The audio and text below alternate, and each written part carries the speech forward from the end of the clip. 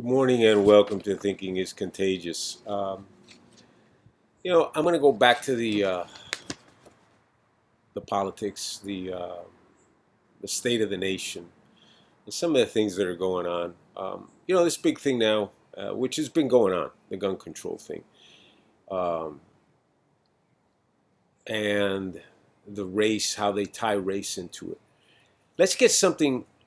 Let's get the facts straight, okay? Which a lot of people don't want to hear. A lot of people don't like hearing about it. A lot of people use when you bring this up, they call you racist. But let's look at the facts, okay?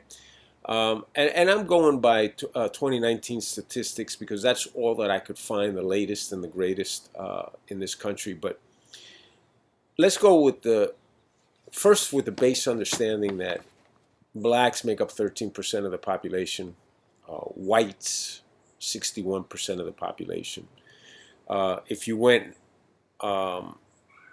included all whites, because there's other groups that count themselves in the white category, 73% are white across the board. Non-Hispanic whites is 61%.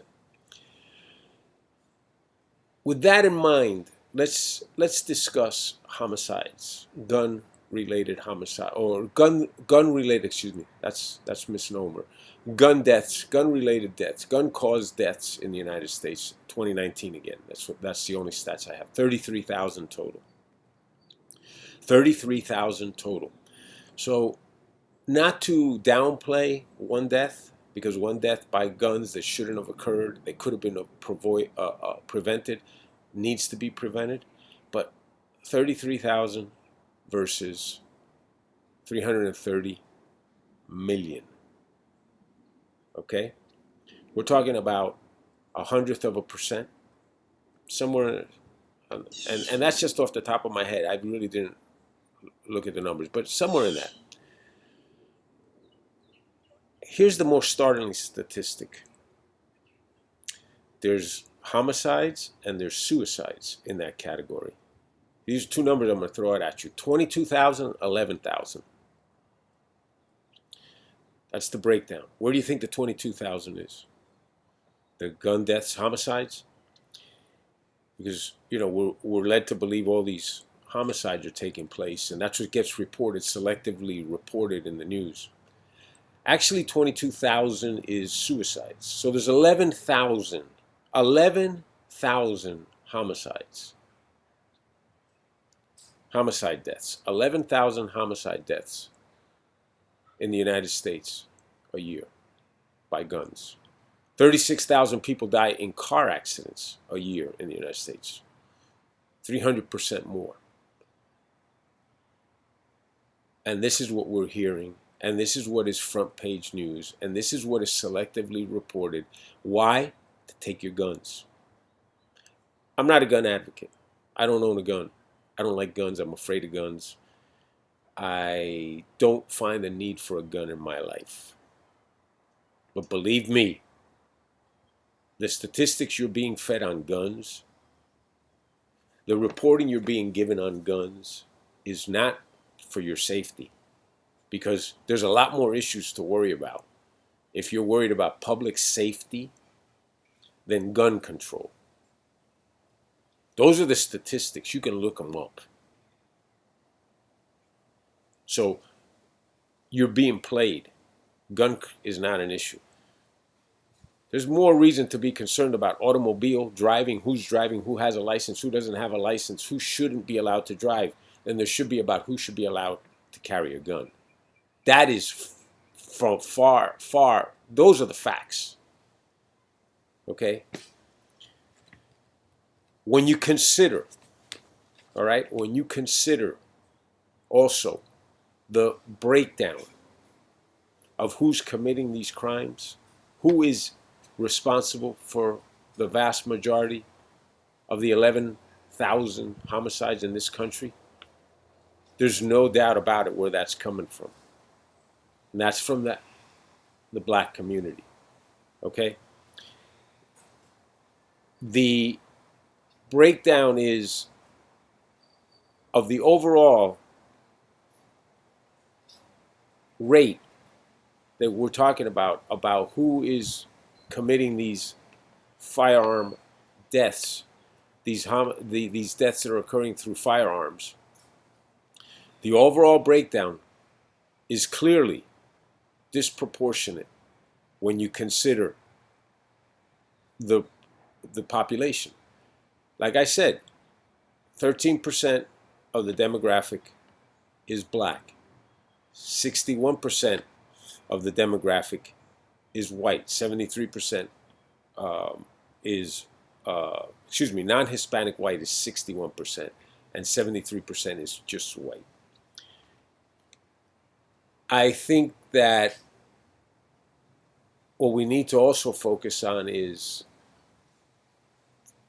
the culture that permeates the community that thinks that a gun is the solution to the issue. And that's not being addressed. What's being addressed and hidden is that these deaths are occurring because of racism. These deaths are not occurring because of racism. Going back to the statistics on the 22,000 of the 33,000 deaths by gun being suicide. Well, suicide is 78% white. So that further enforces the fact, when you consider that the large percentage of deaths occurring at the hands of a gun, the white population, the vast majority of theirs is through suicide, self-inflicted, hurting only, well, not just themselves, they're hurting their families and everyone around them, but they're killing themselves. It's staggering then when you consider in the black community how violent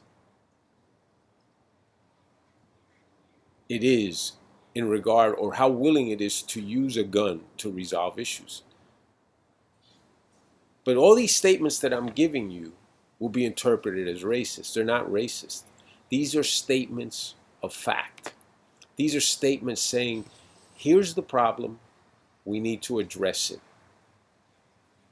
The problem here is not that police are killing black people or Hispanic people. That's not the problem here. The problem here is that it's being selectively reported that way in order to influence a population, to influence a populace to do what the politicians want. And at the end of the day, what the politicians want is to buy and control your vote. And they will say whatever it takes other than the truth in order to achieve that objective. Speaking about other than the truth, I see where Rochelle Walensky, the CDC director, Joe Biden's CDC director, is saying racism is a serious public health threat. Serious public health threat. No, I think what is a serious public health threat in this country is statements like that. That's what is a serious public health.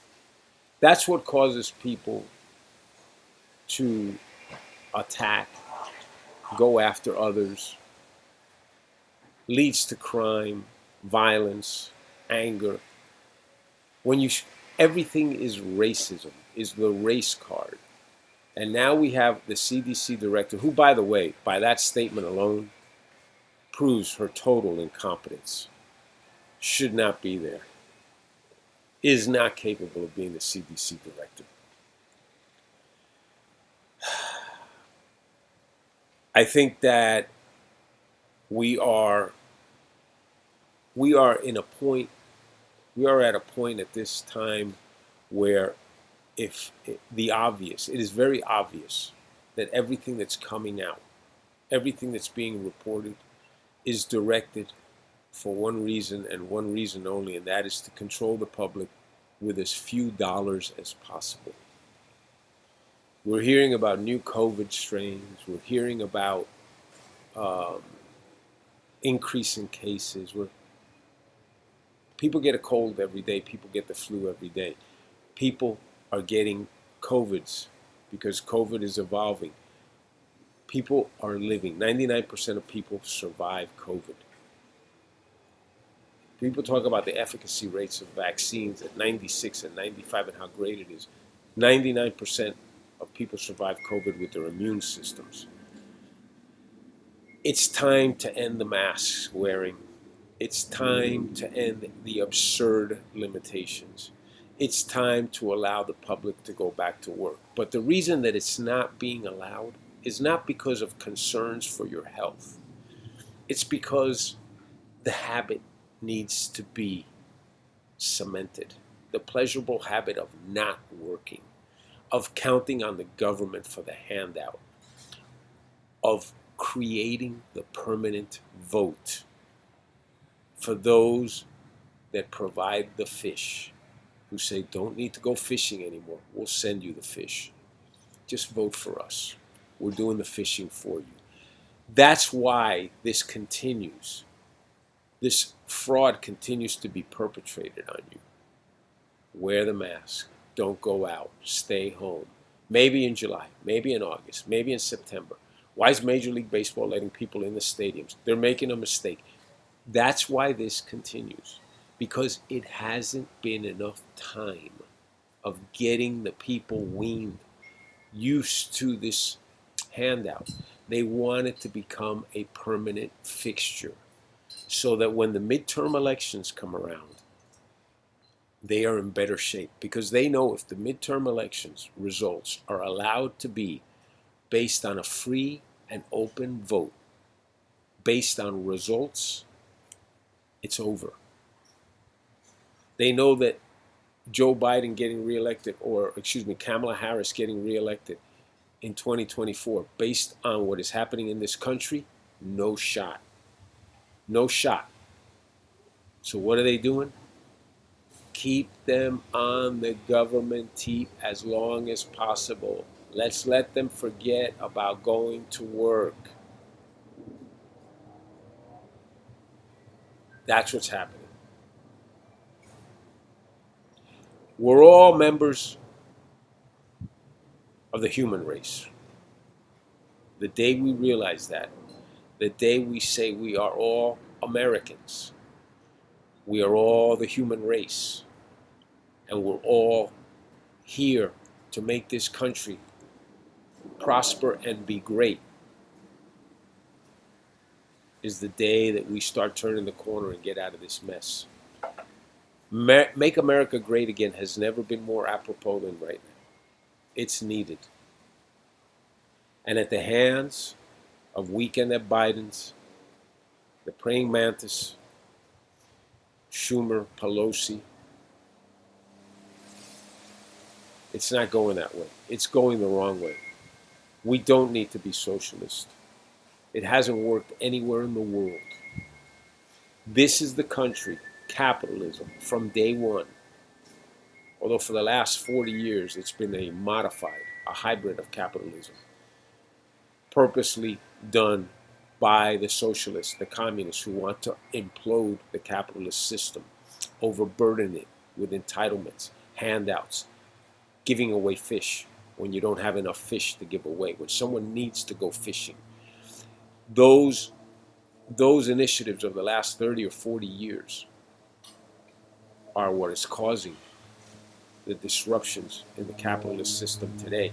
And it's being made to appear that the problem is capitalism. No, the problem is not capitalism. Capitalism worked just fine. Has always worked just fine.